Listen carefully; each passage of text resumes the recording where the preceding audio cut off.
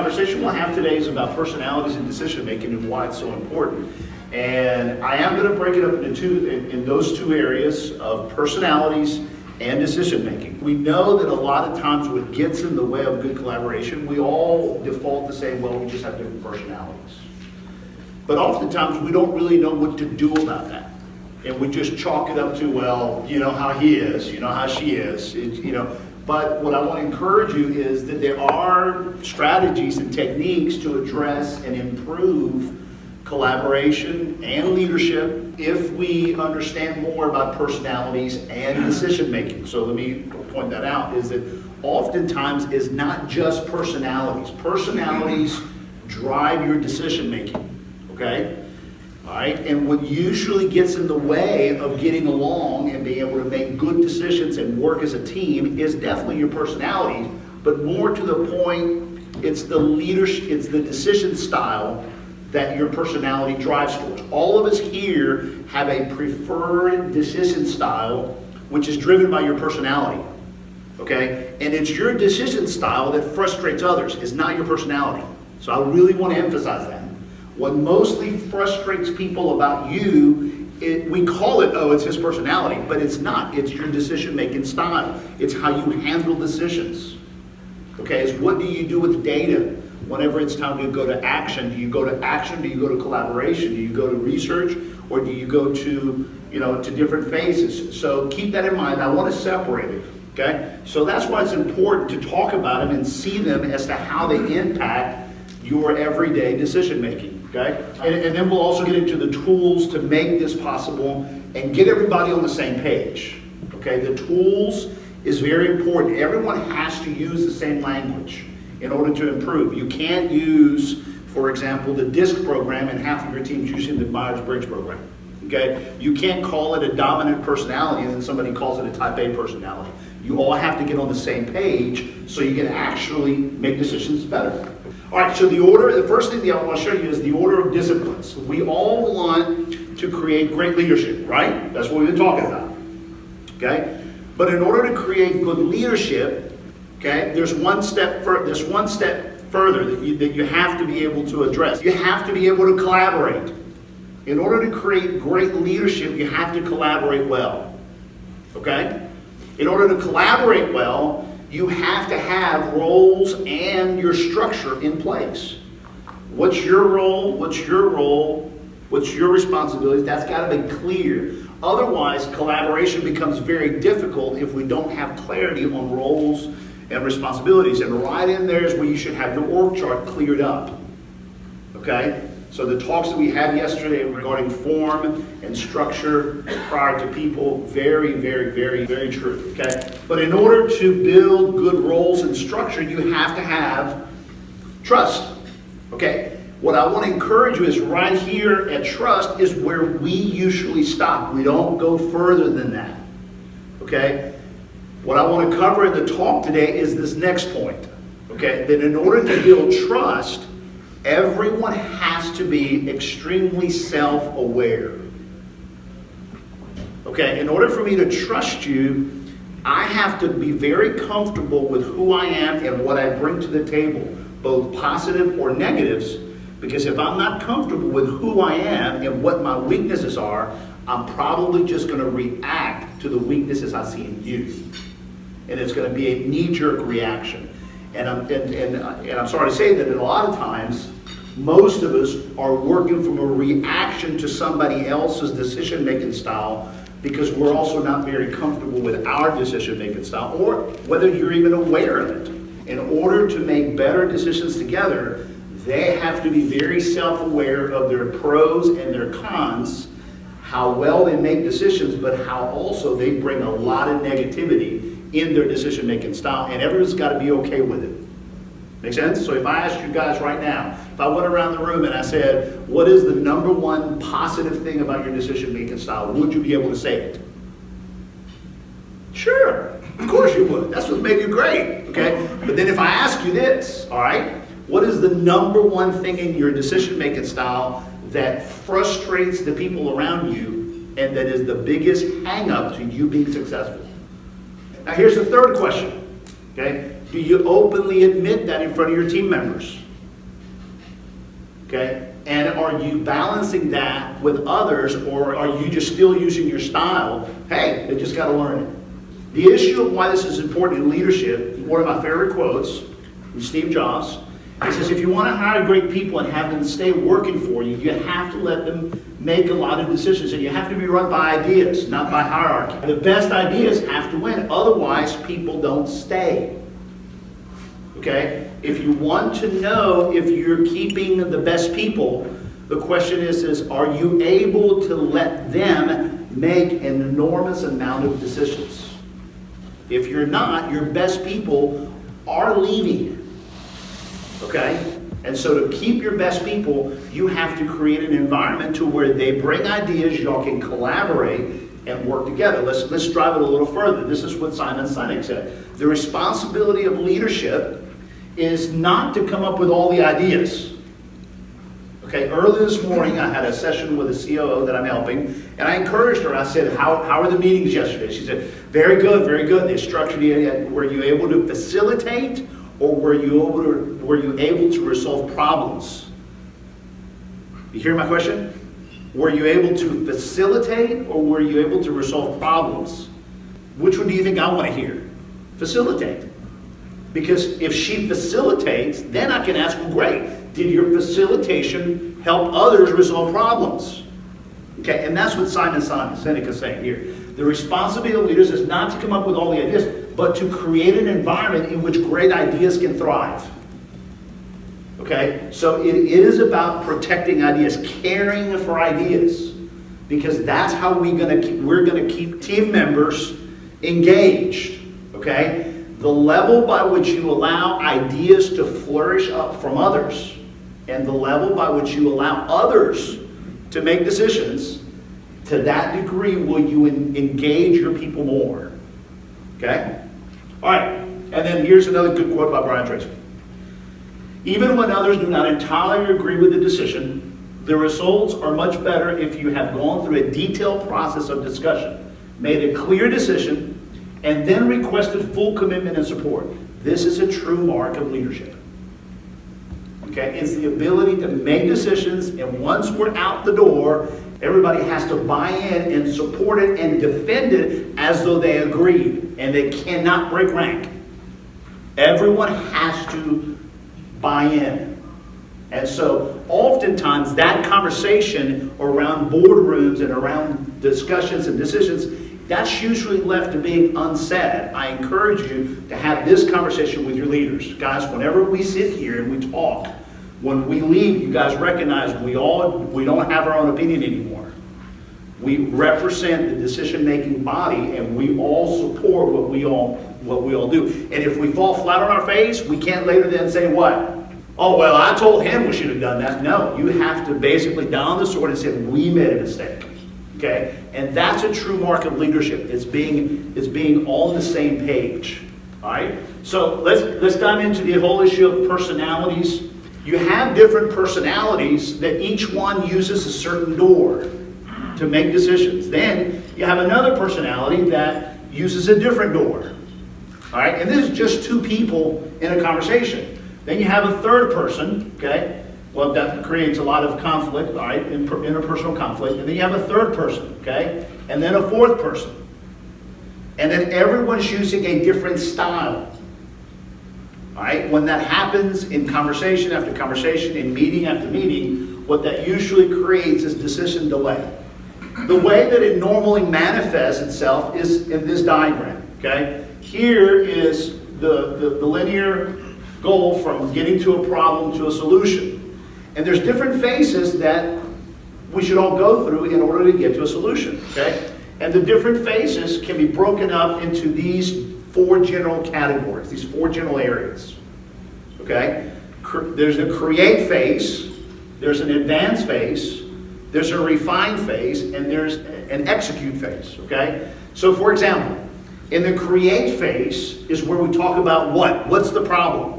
Okay, what's the solution? So what do you want to do? You know what I'm saying? When somebody comes up with something that says, look, I think we ought to do this, and everybody else says, okay, what is it that you want to do? It's that phase. It's right there.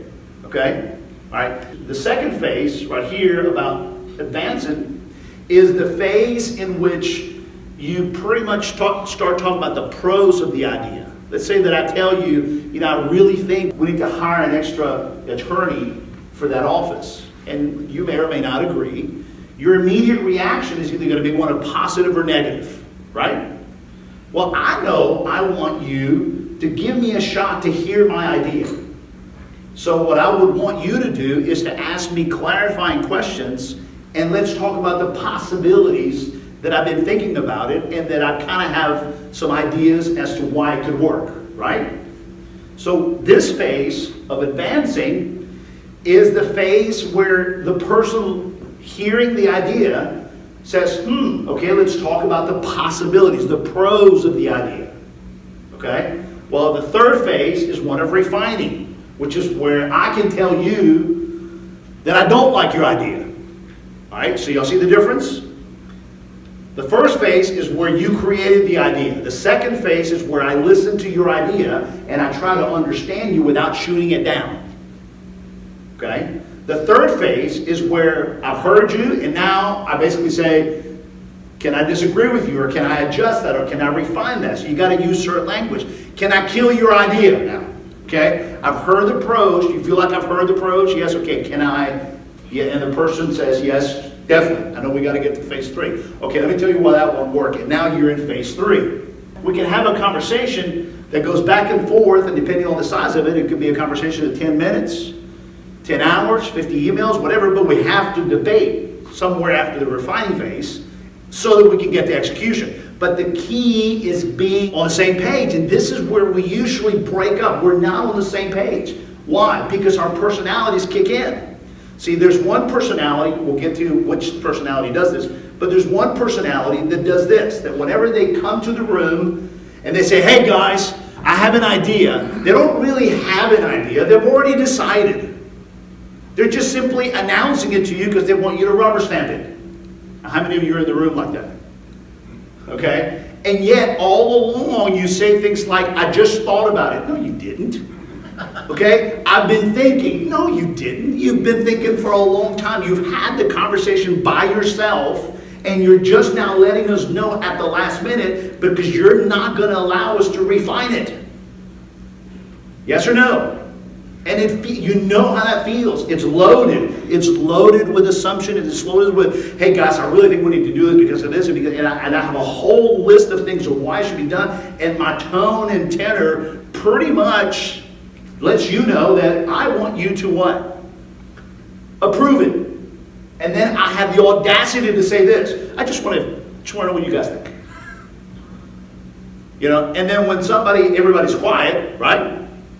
But what am I shooting for? I brought up the idea, but I quickly, in my tone and tenor, where do I go first? That's what usually drives most conversations. Where somebody comes in and says, I want to, yeah, but in your head, you're already at phase 4, and you don't want us to get there with you. Okay, you just want to tell us, jump. Yeah, but you know what? My personality, I need to know the details. And I need to know a lot of why in order for me to get excited like you. Okay? But your personality likes to say, oh, let's worry about the details later. And you want me to buy in? Okay, so it's not reading your audience well. So notice that in a conversation, the drivers, the dominant individuals, which are often called times the type A personalities, they quickly jump to right here. Then there's that quiet, and everybody's kind of going, oh, what do we say? What do we say? And the person driving the idea says, so what do y'all think? Come on. Come on. What do you think? And then someone has the guts to speak up and say, well, yeah, let me ask you some questions. And then his personality speaks, and now they're asking how questions. How are we going to do that? Okay, so, and then immediately the person that's driving feels that that's a negative obstacle. And then I tell you, yeah, but you see, Andy, the reason, and then I try to correct you. So wait, I asked for feedback, you gave me feedback, and then I shoot your feedback down, and then I prove to you why you really were wrong, and then I say, okay, what else, guys? What else? Why? What else? Well, wait a minute. You just saw what I did to him. Are you going to speak up? And everybody just stays quiet like all you are right now.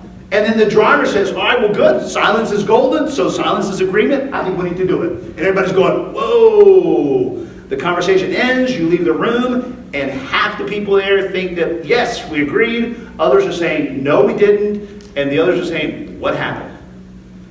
Okay, but this person's not satisfied with that, so they push for more conversation. They push for more decision. Do y'all see the decision-making styles? Okay, so they're pushing for it, and then this person starts saying, what do you think? I don't know, what do you think? What do you think? What do you think? Yeah, what do you think? They don't really contribute a whole lot to the conversation, which really frustrates the driver of the conversation. Why? Because I asked for feedback, all we created was just commentary, it went nowhere. Okay, which makes this person, okay, get even more aggressive about, come on guys, we really got it, it's really important, okay? And so everybody's saying, oh, this is why you don't get buy-in. Because those that are driving only make about 17 to 22% of the population in their workplace. And if you really want the rest of your team members to buy in, you have to recognize and adopt a different adjustment to your style. So the scenario continues in which this person finally says, okay, it looks like we're going to do it. So, hey, yeah. And then they talk about all the positives of it. I think it's a great idea. Because then that personality recognizes the driver has pretty much put their foot down. So I might as well just go along and try to promote it. Okay? While all along this personality has not said a thing, and they're sitting going, does anybody look at the numbers? And this happens over email. This happens in hallway conversations. This happens in texting. This happens at boardrooms. This happens all the time. And yet we tell ourselves, we just got to get on the same page. Yeah, but if we really mean that, that means this. Are you willing to go from one page and one phase of the decision-making style in an orderly fashion so that you can get everybody into the decision style and decision once it's made? Because once it's made, you have to be able to say, okay, so are we all in agreement? Good. Does everybody recognize we've talked about this for 2 weeks? Has everyone spoken up? Because we're making a decision in about 12 minutes. What you're speaking to mostly is the process, is the structure of decision making. The personalities are the dominant personality, the influential personality, the steady personality, and the conscientious personality. DISC. Okay? You could break it up into 16, 32 personalities, but no one's got that time to be that technical in this. 4 personalities will keep you busy. But you have to realize, just like the doors that I mentioned to you earlier, here's the people and here are the doors. Okay? And these personalities all go to a different door, and they will not allow that other door to open because I don't like the way you make decisions. And so I'm going to use my door, and I'm going to stay in my closet, and I'm not going to go to your door because I know what you do with that. You delay it. Okay? And I'm not going to go to your style because you're going to talk this to death. Okay? And I'm not going to go to your style because you're going to say, yeah, we need to look into the numbers. Oh my, it's like, oh yeah, sure. So there's no way I'm going to go visit you in your room because I know what that feels like, and I've got to make this decision now.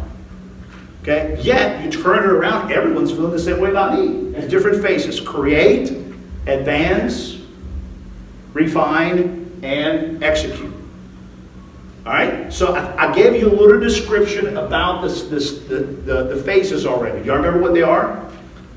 The create is when I tell you about what I'm thinking. When someone's creating an idea or a solution. Advance is when you talk about the pros and possibilities of it. Okay? Execute is when you make a decision, and then refine is when you argue about the details and you challenge the idea. Here's an example of what this looks like. Hey, listen, you know when you move in, Rachel's room's gonna be empty. You wanna talk about what we wanna do with it? Sure. Okay, I was thinking we should have a beautiful guest room, right? With a mahogany sleigh bed and bedside tables with flowers on it all the time. And then we could have like a roll-top desk with little comment cards so people can tell us how much they love staying here. Or whatever, you know, I really haven't thought about it that much. Well, I like that idea, obviously. But I was thinking maybe it could be a game room, you know? I mean, you can buy old arcade games like Space Invaders and Asteroids for $200. The real ones, the big ones. No. Okay, so you mean no as in G. Chandler, What an interesting idea. Let's discuss it before we reject it completely. Oh, I'm sorry. Of course. Yes, interesting idea. Talk about it, but no. So that's it. I just don't. Did y'all see her create the idea? Right? And did you see Chandler give a real quick, like your idea? Really do. And then he immediately went into what? Let me tell you my idea. And so then he went to create his idea. But does she feel validated? We talk a lot about respect, but do we move on to our own ideas? Who has the floor right now? Chandler or Monica? Monica. Did he validate her? No. Of course, that's what creates good drama. Okay? But that's what we're trying to avoid. We're not trying to create that drama. So if she has the floor and she says, hey, I've been thinking about this, then she's got the floor. And in order for him to respect her, he cannot move to refine until she first feels validated that he has heard her and has repeated back and validated her idea. So what you're saying is, okay, so I see, and you're probably wanting because what? You see, and it's open. I'm not shooting you down. Okay? And you stay in advance as long as it takes for the person to feel validated. Ooh.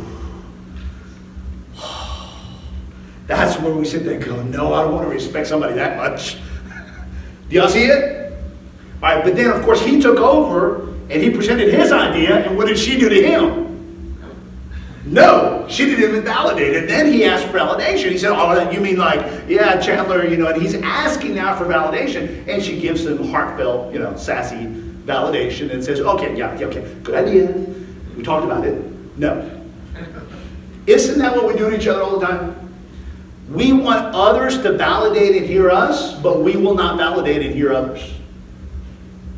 Okay? And the goal should be this, that when somebody throws an idea in a conversation, the conversation should be facilitated to where everyone has understood the idea so well and has verbalized it so well that the person that brought up the idea is going to think like, wow, yeah, you guys all got it. Let's move to execute. No. Now we got to go into what room? Refine. Oh, yeah, that's right. And that's where the person doesn't want to go in there. Well, that person has to go in there. Okay? But you basically say, first we go into this room called advancing, then we go into this room called refining, and we're all clear. We're all on the same page. It's like my kid's baseball coach. He told them right before last week's game, you guys call the play every time and get on the same page and give out the signals. In football, they all have the same play. How often? How often do they huddle? How often do they huddle? So they don't just go out there and make a decision and try to figure each other out. They pause, they talk, they move, right? They pause, they talk, they move. Same concept, same discipline. Okay, so where are we right now in this conversation? Are we in creation? Okay, oh, that's right, okay. Oh, I gotta hold my thoughts until we refine. Okay, so when are we gonna refine this? It's taking forever. See, have that conversation. And that will move the conversation clearer than otherwise thinking you're not gonna get into a quagmire anyway. Let me show you some of my favorite examples of the different personalities. Here's the first one. Discover card. I wanted to ask you a couple of questions. I've got nothing to hide. My bill is due today and I haven't paid yet. Is that a confession? Have I committed a crime? Nope. Actually, with the Discover It card, you can pay up till midnight online or by phone the day it's due. Sounds convenient. How do I know you're telling the truth? Because I work for Discover Card. Got a witness to verify that? Just you. You called me. Okay, that checks out. You recording this? Yes, I am. Good, so am I. I would like a copy. Copy that. Copy that. Copy that. At Discover, we treat you like you'd treat you. All right, that's personality number one. All right, here's personality number two. Discover Card, how can I help you? Oh, you're real? You know I'm real. At Discover, we're always here to talk. Well, that's good, because I don't have time for machines. Some companies just don't appreciate the power of conversation. Real people. Mm-hmm. It's like I'm calling the land of machines. And with their robot voices. Oh, I don't like those machines. Oh. How can I help you? Oh. I don't even remember. At Discover, we treat you like you'd treat you. Talk to a real person. Get the IT card at discover.com. Can y'all see the conflict? Okay, let's go to the third personality. So Ally Bank really has no hidden fees on savings accounts? That's right, no hidden fees. It's just that I'm worried about, hidden things. Okay, why's that? Well,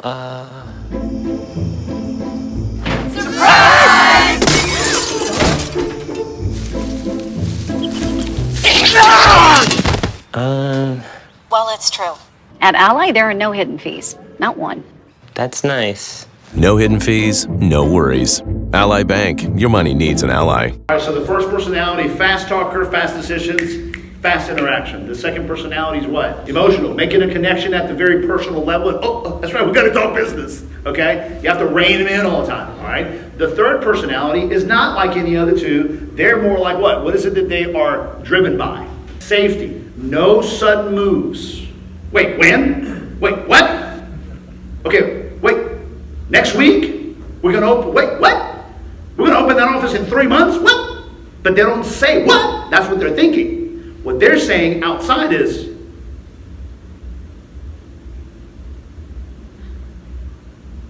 can I ask a question? Because they don't like to suddenly shoot back at you either.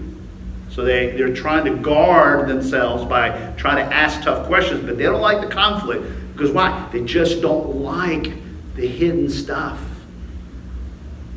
All right, and then you nailed it right on the head. It's the deep data. Discover card. Hey there, I just got my bill, and I see that it includes my FICO credit score. Yep, you get a free each month to help you avoid surprises with your credit. Good. I hate surprises. Surprise! At Discover, we treat you like you'd treat you. Get the IT card and see your FICO credit score. So one personality drives for action. The other personality drives for togetherness and excitement. The third personality drives for calm decision making, and the fourth personality simply wants to know, are we going to do this based on numbers? Now tell me this, which one of those four is correct? Action, enthusiasm, the process, or the details? Who's more correct? There is no correct. So you all have to cross the finish line how? Exactly. And you have to make those negotiating discussions that we have to move at a certain pace because there's action involved. There's deadlines we got to meet, but I understand we have to fill the time between now and then with the necessary details and enough clarity on the process and incredible amount of enthusiasm so that we're all crossing the line together with our emotional buy-in. And if you speak to those four areas, you'll speak to the whole crowd. So I want you guys to know, every 90 seconds to 2 minutes, I'm usually in my head and in my presentation making sure that I'm hitting four things as I'm talking to you. What are they? Action, I gotta move these slides, okay? Enthusiasm, I'm trying to keep the energy up, okay? Process, I'm showing you that there's a logical process and I'm giving you enough data because every one of you is connecting with me at the personality level that matters to you. Okay? Because you got to realize in any conversation, everyone is tuning out at least 60% of the time. Okay? So if you start a meeting with a lot of action-driven information, you've already lost the crowd. If you come with very detailed, you've lost the crowd. If all you come is with enthusiasm, you've lost the rest of the crowd. You have to balance your presentations and your ideas and the facilitating of your meetings to hit those four areas all the time. And make sure that everyone is talking in each phase. No one can stay quiet.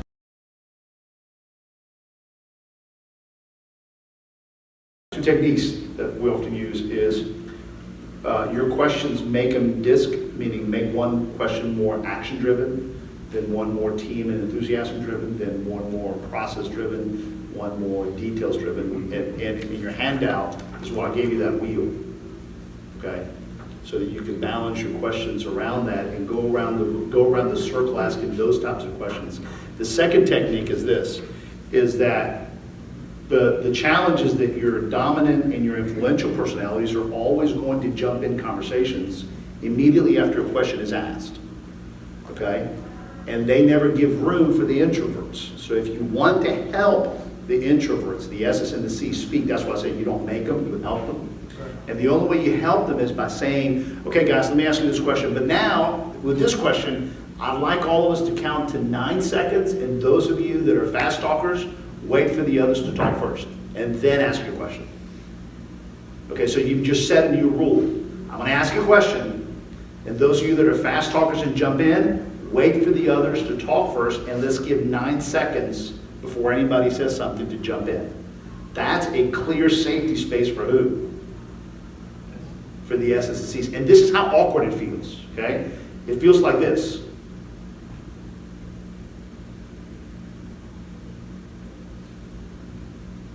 There, that was 9 seconds. So if you really want your introverts to tell you what they really feel about your idea, whenever you ask them questions, you have to wait for that pause of 9, 10, 12 seconds and just be patient for them to gather their thoughts and tell you what they think. As extroverts, we tend to ask a question, get 2 seconds of silence, and we jump in. And we ask the next question. And then we say things like, so you don't like it? Oh, no, I do like it. Yeah, but it doesn't feel to me like you like it. And then we make judgments. So the introvert person's like, okay, this isn't safe. You know what? It's a good idea. And then they'll give you fake buy-in. All right, so here in your handout, and we'll stop with this, because in the second part of it, we'll move into the decision styles. Here, I want to get to the end of personalities. I broke it down for you as to the 4 personalities and what they're driven mostly by, okay? The dominant personality is driven by action, by now. They're action, they're results driven, they're focused on meeting tough deadlines, and they don't like things to slow down. Again, it's in your handout, okay? And you also get the PowerPoint. The I personalities, they agree with now, but they tend to balance it off with enthusiasm, okay? Yes, we got to do it now, but let's collaborate, let's talk about it. Yeah, we got to do it now, but let's brainstorm this. Yes, we got to do it now, but let's create team energy. So they emphasize on the team dynamics of energy, okay? Because they want everyone to feel like they participated. Then the S's, they tend to agree more with the I's, but they don't like all that woohoo. Okay, they understand we got to do this soon. And see, by the time it gets to an S, they don't agree with now. They've already now said it's soon, because they don't agree with the Russians. Remember that. Okay, so they tend to take the excitement of the I's, and then they tend to say, yeah, we need to be excited, but I just need to know more about how so I can get excited. Okay, I need to know more about what the process is so that I can get excited. Okay, I need more time to process this so that I can get excited. And I want a good, calm conversation where we're not going to fight about it so as to get excited. See, that right there, by the time that conversation happens, the D's are frustrated. It's like, this is going to take forever. Well, because we're not willing to meet in the middle. Again, that's what we'll cover in the next portion. How do we get the opposing styles to meet in the middle and agree that so we can make fast decisions and yet not leave people behind. And then finally, the accuracy folks, they agree with all this that the S is saying, but really they just want to know the facts, like you said, the deep facts. They want to know the details. Has anybody done a budget? What are the facts? Why are we doing this? What's the number? What's the rationale? What's the logical reason of why and how we got here? And can we think through this in a methodical way without brainstorming and having 48 different discussions going in 3 different directions? You know, and can we please challenge each other and get serious about it? Okay, so their style, their personality is driving a different style. Okay, in the second part, when we come back, we'll dive into the style and then see how we can come up with a good agreement that says that no one here takes the dominant approach. You do it in a balancing way so that you actually get more done because your team is moving one step at a time. So in other words, the dominants will have to slow down a little bit, the influentials will have to slow down a little bit, but the introverts will have to do what? They'll have to speak up a lot sooner. The dominants and influentials have to lower the energy, okay? And the others will have to what? Raise the energy. The extroverts will have to stop selling all the time. Isn't this great? Isn't this great? I think it's going to be good. Oh, I just can't wait. It's great. Okay, that makes the introverts go, no, okay? But the agreement on the other side is that the introverts do have to externalize some excitement. I had a friend who was a colleague of mine on a board, and he would regularly say, guys, this is me saying woohoo. And it's like Al Gore at the presidential campaign. He says, you want to see me do the Macarena? You want me to do it again? That frustrates the extroverts. Why? Because you're saying you buy in, and I'm not seeing any of that. Okay, and with some of you in the room that I'm already working with you, you know you're more high C than I am. How many times do I ask you, so do you like it? So did you like that? You like this formula we're using? You like this process? You like it? You like it? And what am I trying to get from you? Yeah, that's great. Best thing I've ever seen. Yeah, but I never get that, you know? So I have to tell myself, okay, they grunted. That means they liked it. Okay, and I have to tell myself, do not get overly excited. Because the more I want to say, yeah, but isn't this great? That's going to make you go, ugh. If you're a high D, it's very likely that you are going to be an I as well, or a C, okay? And the reason is this, because the D, you notice the D shares a lot of common ground with the I here, and a lot of common ground with the C. So a dominant individual is going to realize in life that, you know what, my dominance is not getting me much ground. I better start learning how to be charming, so I need to kick in some I, okay? All right, or I won't use charm, I won't use enthusiasm, I'll use more data and analytical approach, so I'll be more detail-oriented. And so we tend to try to balance ourselves. So we all have what's called a natural element, natural behaviors, but then we adapt new behaviors, and that's where you can get a DI or IS or SC. Also, somebody asked me, can you be an I and C? In other words, can you be a red and yellow? The answer is yes. So remember, the create phase is when someone's presenting an idea, a problem or solution. You hear this when somebody says, you know what, I think we need to, my head is now in create mode. Or if I walk in and I say, hey y'all, I think we need to, see right now I'm letting you know that I'm in creative mode because I'm coming up with a solution. I'm coming up with a problem that we need to discuss. My head is all around creating, okay? Everyone's tendency is to want to go to refine. Can everybody agree with that? Your tendency, as well as mine, is to go refine other people's ideas. Whereas what needs to go is everyone needs to go to advance. And advance is where you talk about the pros and the possibilities of an idea. Andy, I'll say to you, can I throw an idea at you? Okay, I think we should consider renaming the firm. Advance that.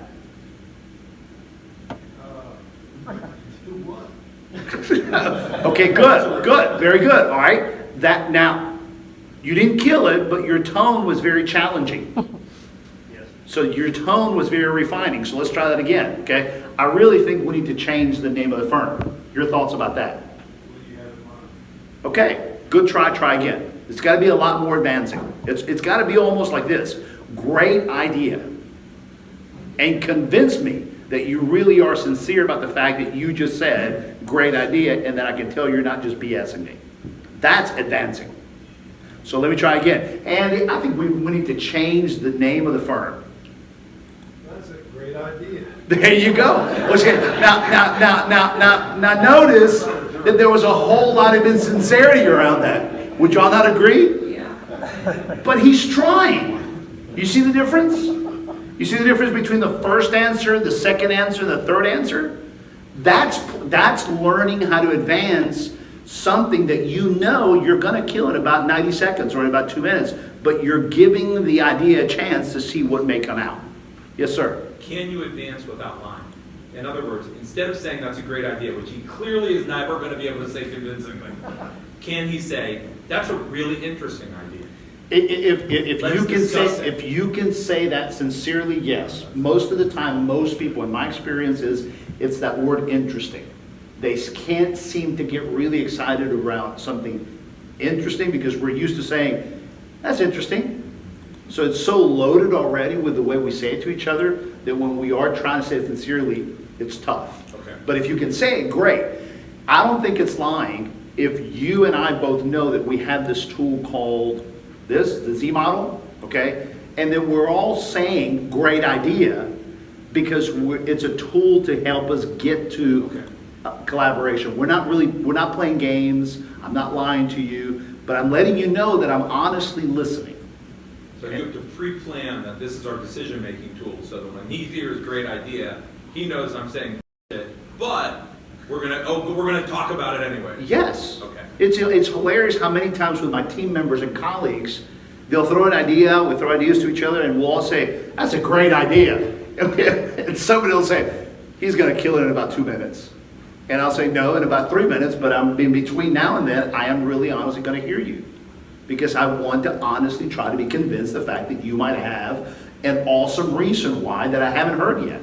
Or that you're gonna say something that I've heard already that now I get why we ought to do that. You see what I'm saying? So being humble to the fact that you're gonna listen. So it's not lying, as long as we're all in agreement that this is how we're gonna play this game called decision making. So about 2 weeks ago, I put a blog out that said, helping your team members think better. Okay, now how many of you would like that to be the case? Right, for all your team members to think better.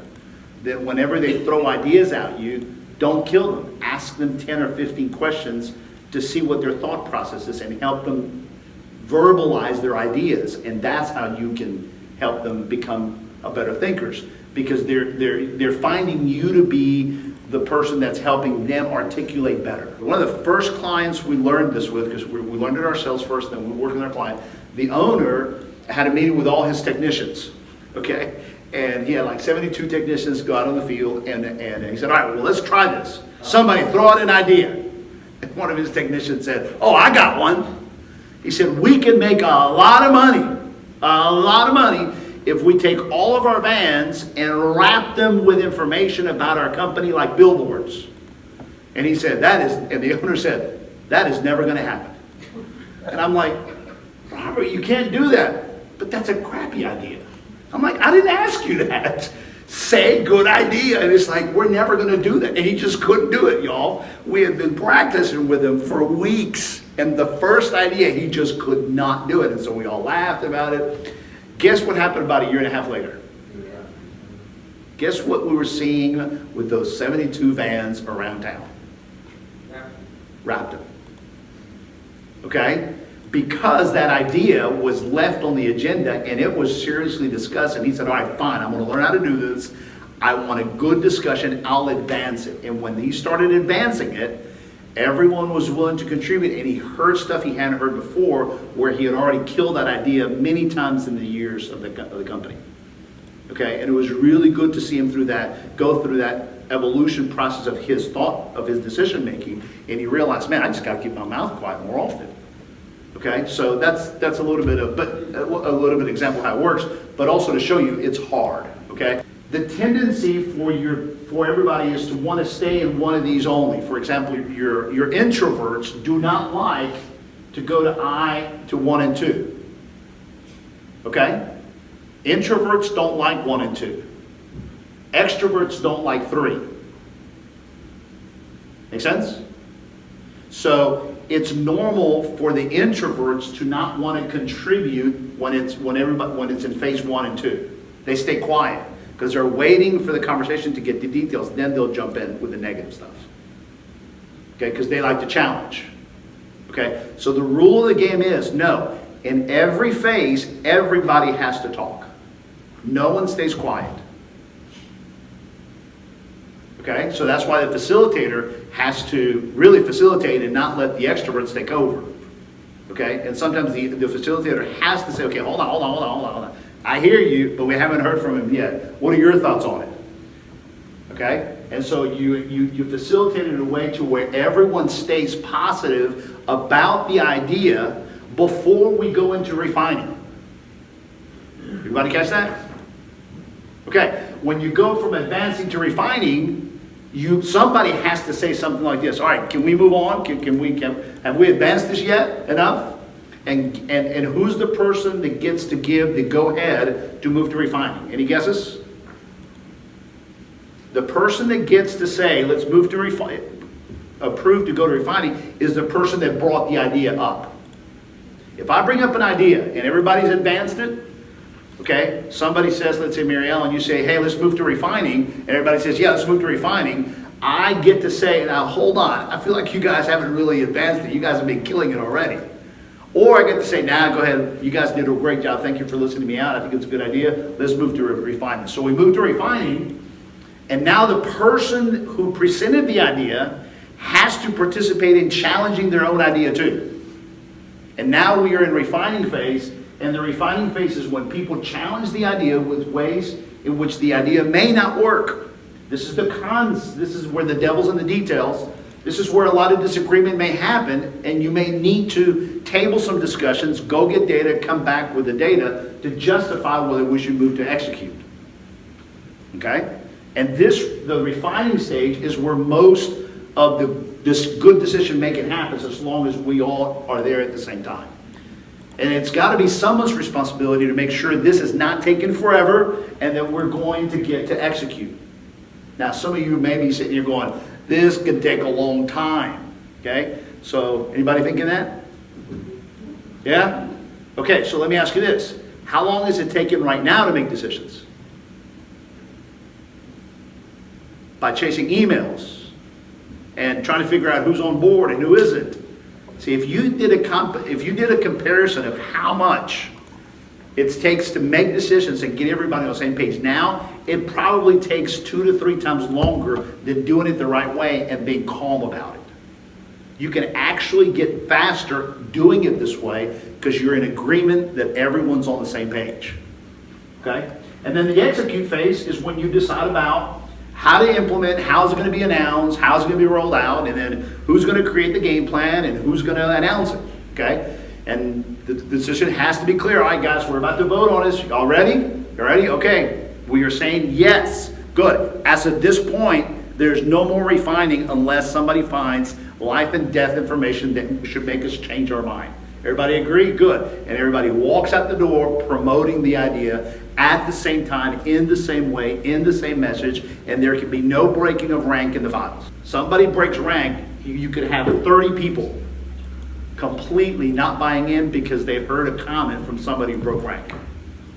And it usually goes like this. It usually goes like this. A manager goes to the department and says, all right, you guys, let me tell you what just came down the pipeline. See, that right there is a sign of not agreement. Did y'all catch it? Okay? It's kind of like saying, let me tell you what they said. Okay? It's not really my fault. Okay? Or if you do present it well, like, hey guys, let me tell you what we're going to do. See, when you personalize it and say, let me tell you what we're going to do, that's leadership. Even though you may not have voted on it, you lost the vote, but now you're owning it. You're going to own it to where you're going to get shot for it. And your team's going to say, are you serious? Or what were you guys thinking? Right? You cannot break rank and say, I didn't vote for it. I really voted against it. You know, you can't break rank. Okay? Because if you break rank, think about it. You're going to need that manager to be the one that enforces on them. Right? But they lost the moral high ground because they really kind of winked at him and said, I really don't agree, but I'm still going to hold you responsible if you guys don't buy in. So the frontliners are going, yeah, but we know he doesn't buy in. He wants us to buy in. And that's where you lose your entire moral high ground to be a good manager. Because you broke rank. You didn't buy in, probably because you didn't participate in the process and speak up in time. Let's take a look at this. Here's one style. Okay, now I just gave you the 4 phases, but here's one style. Okay? The create to execute style. Can anybody laugh at yourselves here a little bit? Okay, this style is very popular amongst owners and executives. It's the 1 to 4. Okay? Hey guys, I'm thinking about that we ought to do A, B, C. I'd like for it to be done tomorrow because we should have done it yesterday. Oh yeah, he's very high, 1 to 4. Correct. Okay? The second style is this one. It's the create, advance. Everybody gets all hyped up. That's a great idea. Good. Let's do it. Yay! So it's a 1, 2, 4 style. This is the style that the introverts fear the most because they know that whenever extroverts are wanting some kind of facial expression of approval, they know that you're going to go and do it. So you're not giving me a chance to give you any negative feedback because you're going to run off into execution because you got me to smile yes. So I'm not going to give you yes. I'm going to do this. I don't know. What do you think about it? Why? Because I know what you're going to do the minute I give you any thumbs up. You're going to go execute because you don't want to talk about the details. You don't want to be realistic about this. You don't want to look at a budget. It's all going to come back to me, and then I'm going to have to clean up after you, and that's why I don't want to do anything but stare at you. And this is a preferred approach of a lot of COOs. Okay? Because they say, hey, at least I'm not the owner. I'm nice about it. I went to advance. I went to all the departments, and this is how it usually happens. Okay? They go to a department and say, hey, PI, we're thinking about doing this and this. What do you guys think? A lot of silence. They go back and report to the owner. They said yes. They didn't speak up. They said yes. I talked with them. Okay? Come to find out, there wasn't a real conversation, but I did ask. So this is a very common approach. All right, here's the third approach, decision style, okay? You hear an idea, okay, and you go to refine. In other words, you stay quiet about anything positive, you immediately go to something negative, okay? But all I have to do is push you a little bit, and then you'll say yes. Think about those team members on your leadership team and managers. Okay? They tend to be softer in their management style. They'll speak up once against something, but then you put pressure on them and they'll capitulate and go, okay, you know, I see your point. Can anybody recognize any team members that you have? They tried to give you bad news about it. They tried to tell you why they didn't like it, but they sense the pressure. They sense the conflict. You know what? You're right. That's a really good idea. And then you buy in, and then you really buy into that, and you think, oh, they agreed. No, they did agree. Yeah, but they said yes. Well, stop fooling yourselves. Read the personality, understand the style, and recognize that the words coming out of the mouth was more defensive posturing and wanting to go along rather than sincere buy-in. Okay? So when you do that to an individual, you have to realize you push them over into saying yes. Is that the kind of buy-in you want? No, you got to back up and then listen more and generate a safer place to where they can actually tell you, what was it that you wanted to say? Okay, so you think that, okay, good, tell me some more. And be willing to listen to their negatives about the idea.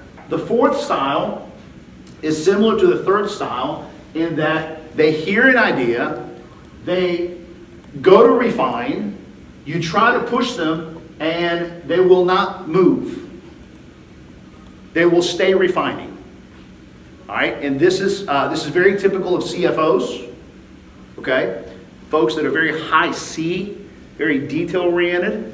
They go to a meeting, they hear a lot of talk, then they speak up and they say, "No, I don't think that's going to work," because they'll give you a reason. Then they get shot down for what they said, and they'll say something like, "Okay, if you guys want to do it, that's fine." See, the other person, the other style, number 3 style, what did they do? Remember what they did? They got pushed when they spoke up, and then they went to, okay, that's a good idea. But the fourth style doesn't do that. The fourth style, he does the same thing. They go to refine, but when they get pushed, what will they do? They'll let you know, okay, you go ahead and do that, okay? You go ahead and do, okay, that's fine. If that's what you want to do, go ahead. So they're giving you permission, but they're letting you know you're doing that without my approval. Okay? And unfortunately, a lot of us say, okay, great, then you agree. And see, they won't even challenge that after that. They'll give you one approval, they give you one disagreement, you ignored it, you said you're going to move on, and you call that agreement. They're just going to wait for this thing to fail and then show you a report and tell you why you should have listened. Okay? So, this is why meetings go bad, because whenever we talk about an issue, everyone goes to different styles all the time. And we're always arguing about the issue, but we're also arguing about the style of decision.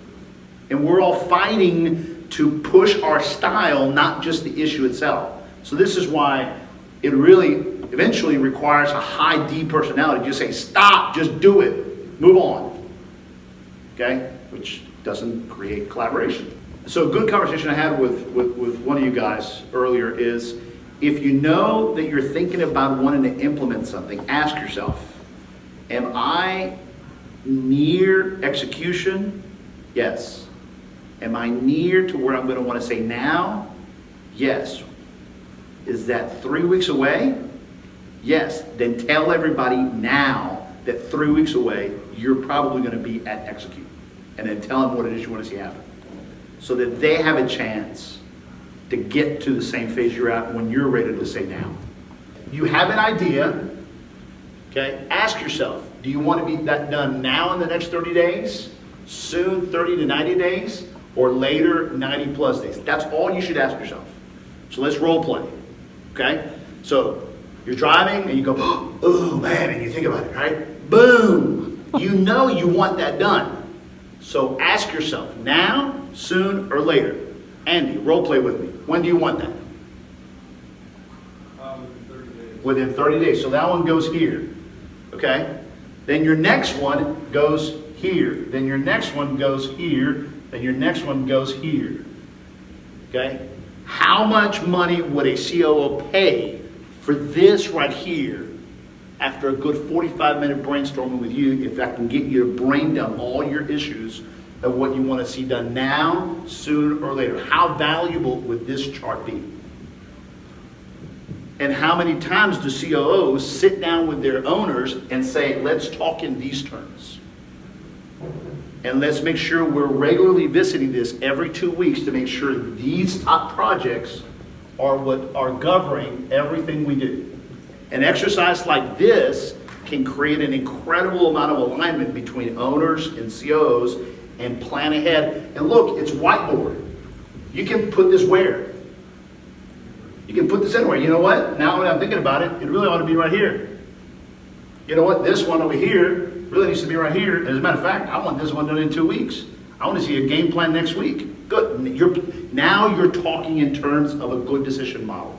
You're moving away from style one that says, idea now, boop, squirrel now. Because that's what eats away at your leadership as owners.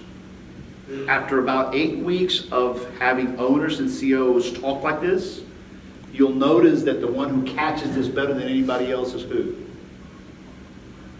The owners. Because they realize how powerful this is, because they're now able to communicate and tell folks, hey guys, look what's coming down the pipeline. I want that, you know what I'm saying?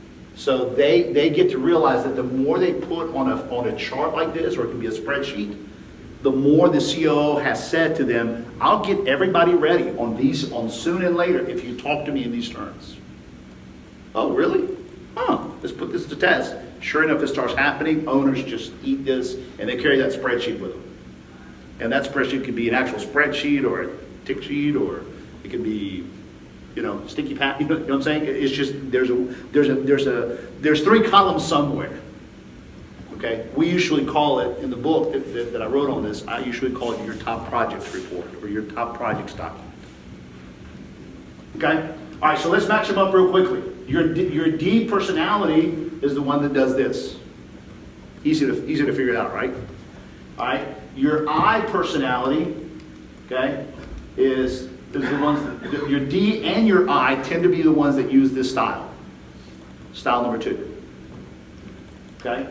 Then your third style, the one that says create, refine with a little push, they'll go to yes. It's usually the S personality. Okay. And then the fourth style, the one that says create, refine, and it's hard to move them out of that, is the C. So how do you move a C into agreeing with your plan? What should you do? Talk enthusiasm? No. Talk what? Facts and data. They will get very, very excited inside about data, and they will execute, but I really don't want their woohoo. I just need their honest, sincere approval, because they're the ones who are going to go convince the other high C's in the building. And when you can get one high C to calmly, introvertedly stare, but yet agree, you send them to go talk to all the other high C's and explain why it makes sense on paper. Okay, so what's the right decision? All right, so what's the right decision? What's the right style? Anybody want to Take a guess at it. Is it 1, 2, 3, 4? Is it 1, 3, 2, 4? Is it 1, 4? Which one is it? Huh? 1, 2, 3, 4. Yes, the answer is 1, 2, 3, 4. You create ideas, you advance them, you refine them, you have a back and forth fight for debates between refining and advancing, and then you move to execute. Okay, this is called the Z model because it looks like a Z. So if you look it up online, it's called the Z model of learning, the Z model of communication, the Z model of decision making. And it spells care, which is what I love about it, because it helps you care about people's ideas. Okay, so it's got an incredible amount of multi-platform usages, morale, engagement, communication, decision making, leadership style. Very powerful tool. It takes time, but just like in any sport, it takes practice for you to get really good at it. Well, don't give it up.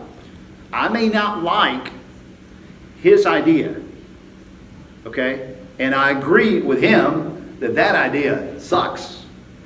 But I cannot let him refine his idea until I encourage him to do what? Advance. So it's being aware, and everybody participates in facilitating and catching each other. The top ones tend to be DC. The middle managers tend to be DI. Okay? Frontline supervisors and frontliners tend to be SCs. It's not a rule, but by and large, you can even go read on Gallup how that's the case. Most introverts find their way to the frontliners. Most extroverts make their way up the chain of command. And the gregarious individuals find their way in the middle because most of them are middle children. And so they're good at connecting big brothers to little brothers. And so, you know, it's interesting how it works. Right, yeah. When you get to level 5 management, everybody in the room has learned how to adapt a style that doesn't necessarily favor them. They're just more objective and more professional about decision making. They're more objective about decisions. It's business, not personal.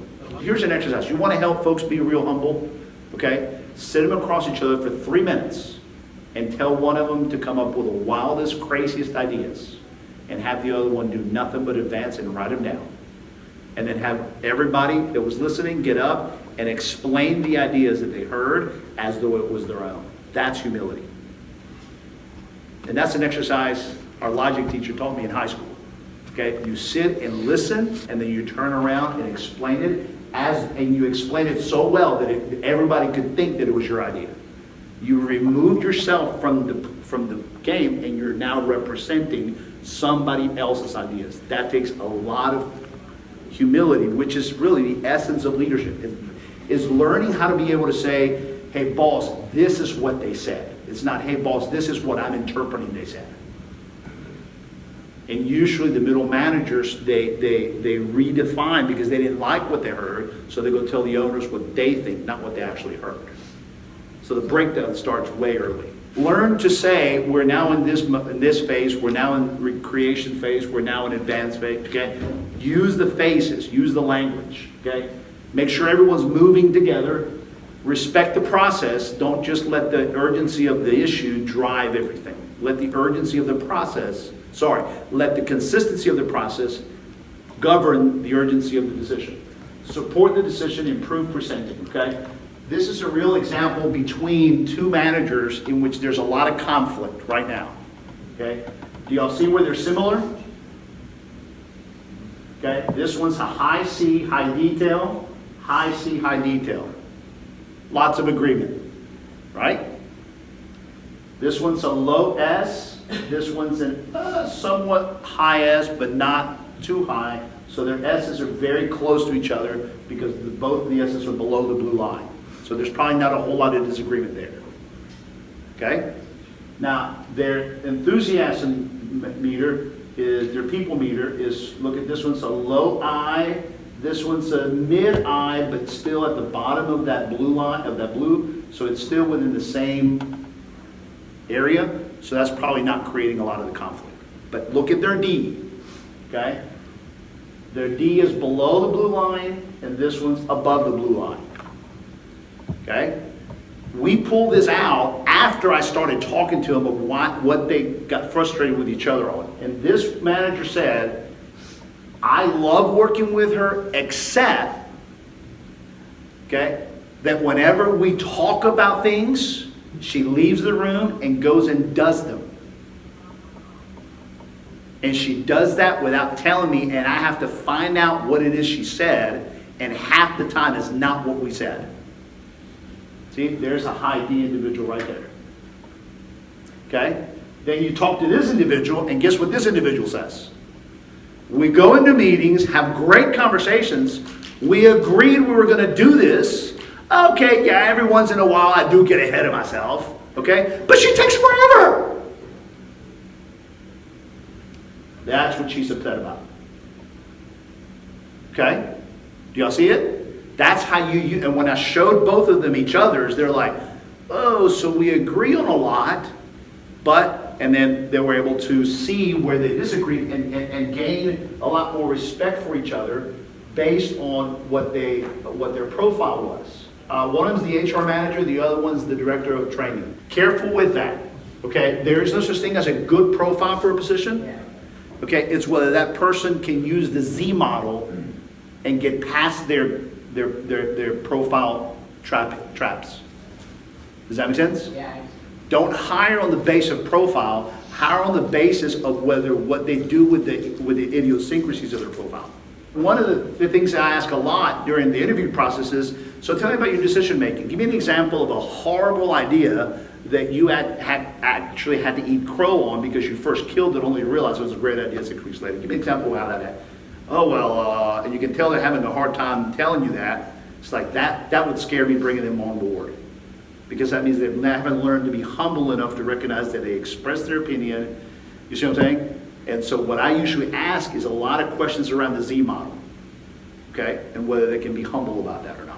So what happens is that the profile itself, this is what I showed you, is when I showed one of the team members that the other one was very decisive, inquisitive, self-assured, competitive, quick, self-reliant, okay? The person down here didn't like all that because she's too decisive, okay? Yeah, but the one down here, she said, yeah, I'm more realistic. See, her profile was more of 12 through 6.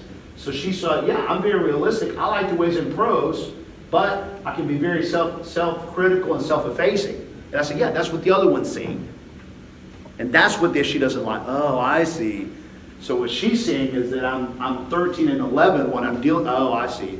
Yeah, well, can she stop being so adventuresome and decisive on her own and be on the same page? Okay, well, then let's meet. And literally, y'all, we're going to actually have a meeting about this on Monday, and they both know that's what the issue is.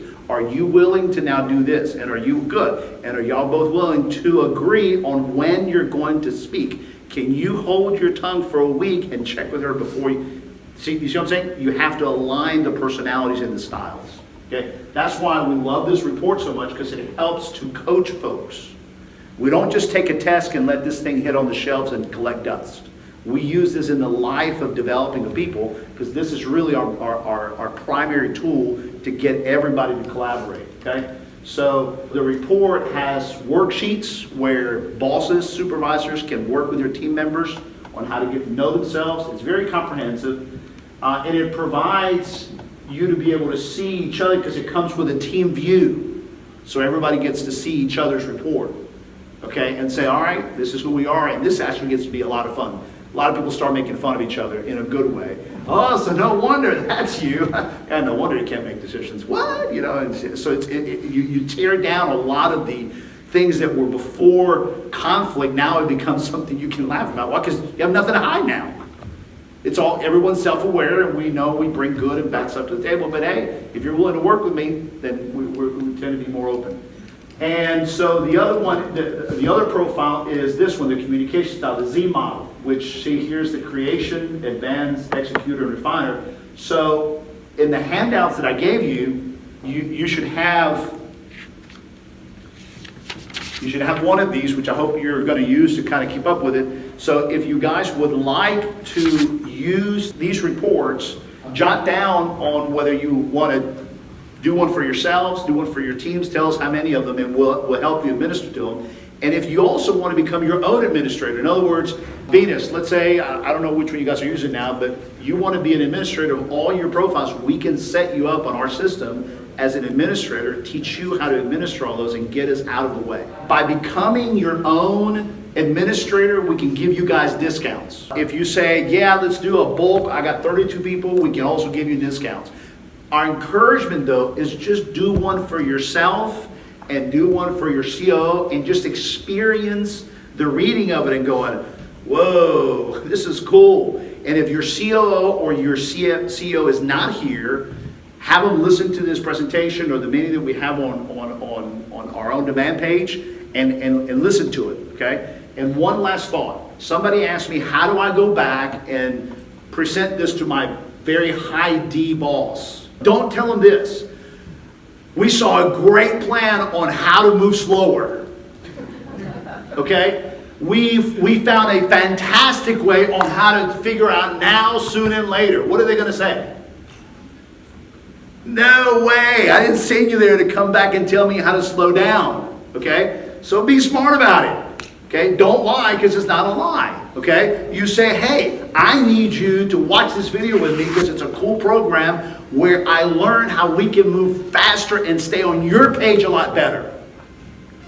And let me and the other consultants on the videos be the bad cops and break the news to them that they don't have to slow down and they got to learn how to figure how to do this themselves.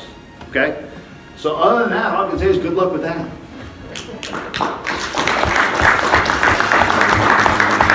Thank you.